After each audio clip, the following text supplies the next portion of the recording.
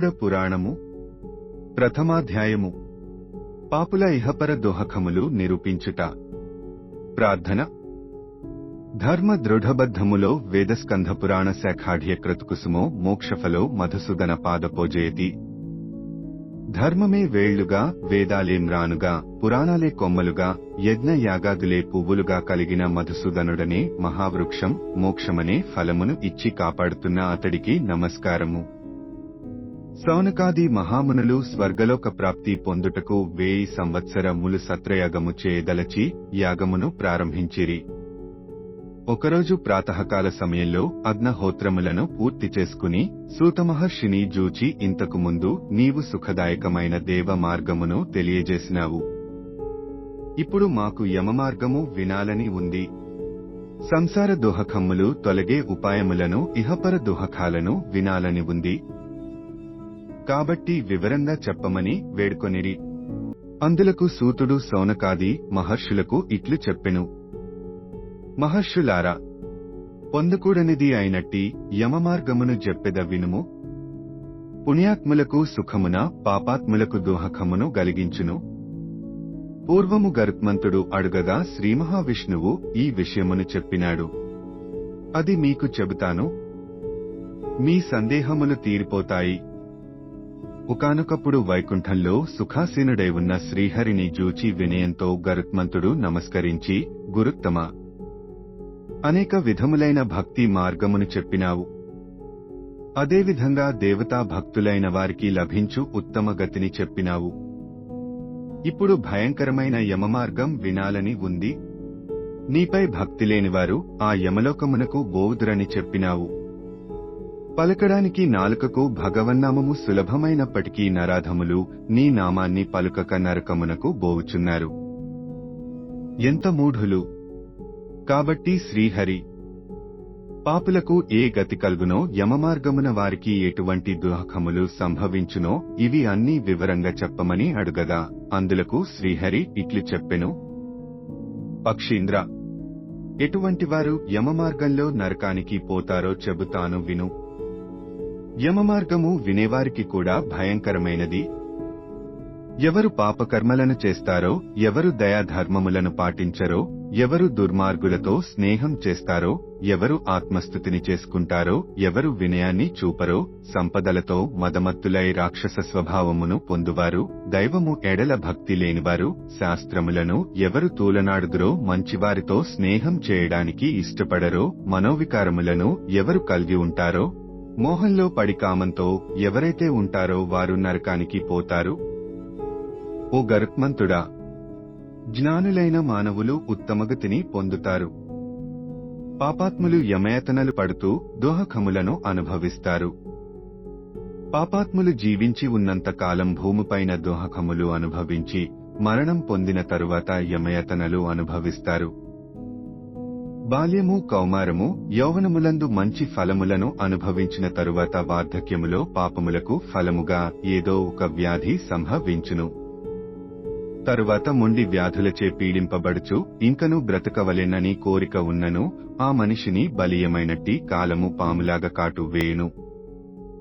మరణ కాలములో కూడా బుద్ధిని విడిచిపెట్టలేక తన చేత పోషింపబడిన భార్యాపుత్రులచే పోషింపబడుచు ముసలితనముతో వికృతరూపము కలిగి మనిషి ఇంటిలో మరణానికి ఎదురుచూస్తూ ఉండును. కొడుకులు, కోడళ్లు మొదలైనవారు అసహించుకుంటూ పెట్టిన అన్నమును సిగ్గువిడిచి కుక్కవలె తినుచుండును. మరియు రోగి అగ్నిమాంద్యముతో అల్పాహారుడై నడవలేకపోయేవాడు, ప్రాణం పైకి పోయేవాడు, చూస్తూ శ్లేష్మముచే నాడులు అడ్డుపడి శ్వాసలను తీసుకోవడం కష్టమై ఆయాసముతో పరుండి బంధువులందరూ చుట్టూ చేరి విచారించుచున్నను కంఠము నుండి గురక వచ్చుచు బంధువులు పిలుచుచున్నా కాలానికి వసుడై పలుకలేక ఉండును. ఈ విధంగా మనిషి కుటుంబ వ్యవహారములందు కోరిక కలవాడును, ఇంద్రియ నిగ్రహము లేనివాడును, మరణ బాధ వలన మతిలేక బంధువులందరూ ఏడ్చుచుండగా మరణించును. గరుత్మంతా, జీవునకు ఆ మరణ కాలములో దివ్య దృష్టి కల్గును. ప్రపంచమంతా అతనికి కనిపించును. అందువల్లనే అతడు అప్పుడు పలుకకుండును. ఈ విధంగా ఇంద్రియములు వికలతను పొందుట వలన చైతన్యము లేని సమయంలో సమీపమున ఉన్న యమభటులు ప్రాణములను తీస్తారు.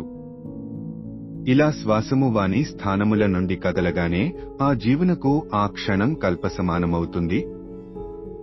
ఆ సమయంలో ఎన్నో వేల తేళ్లు ఒక్కసారిగా కుట్టితే ఎంత బాధ కలుగుతుందో అంత బాధ కలుగును. మరణ సమయంలో శ్లేష్మము బయటకు వస్తుంది.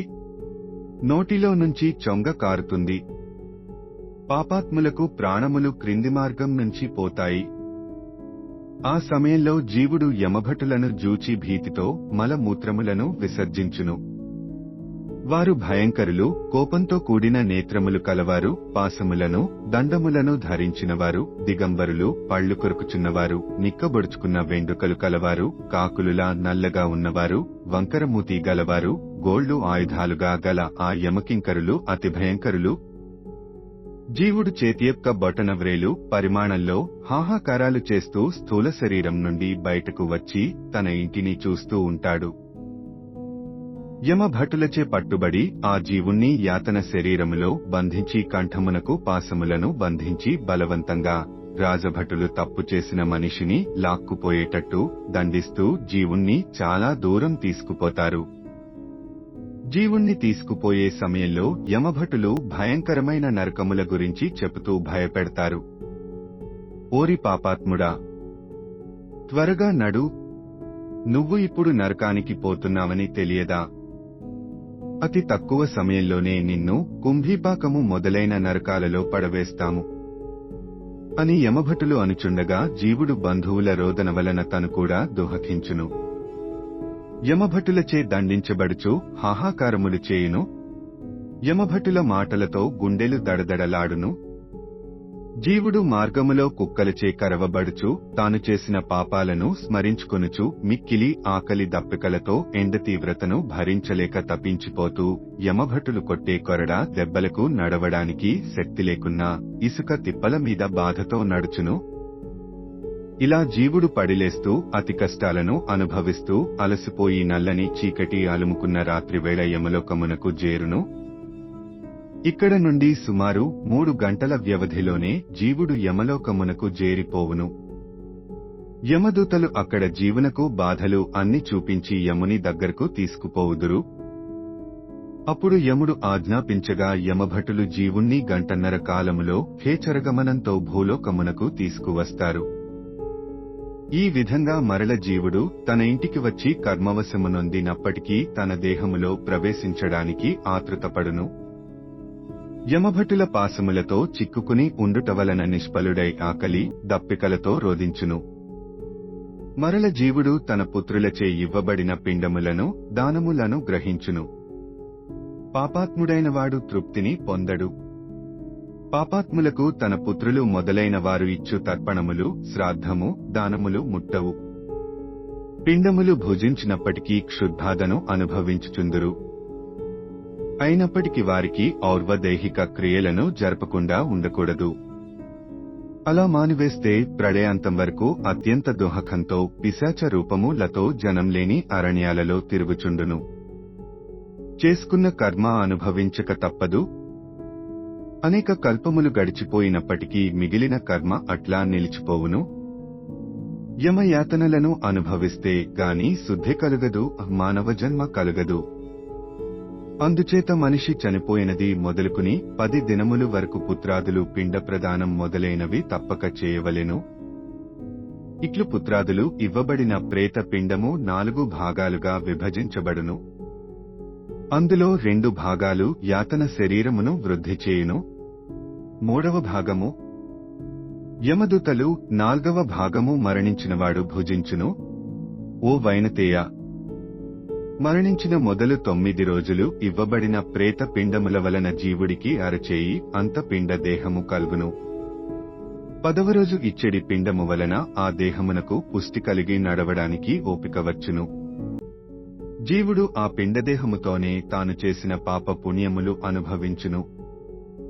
మొదటి రోజు ఇవ్వబడిన పిండము వలన శిరస్సు, 2వ రోజు ఇచ్చిన పిండము వలన కంఠం, భుజములు, 3వ రోజు ఇచ్చిన పిండము వలన హృదయం, 4వ నాడు ఇయ్యబడిన పిండము వలన పృష్ఠము, 5వ నాటి పిండం వలన బొడ్డు, 6వ నాటి పిండం వలన మొల మరియు గుహ్య ప్రదేశం, 7వ నాటి పిండం వలన తొడలు, 8వ రోజు ఇయ్యబడిన పిండము వలన పిక్కలు, 9వ నాటి పిండం వలన పాదములు పుట్టును.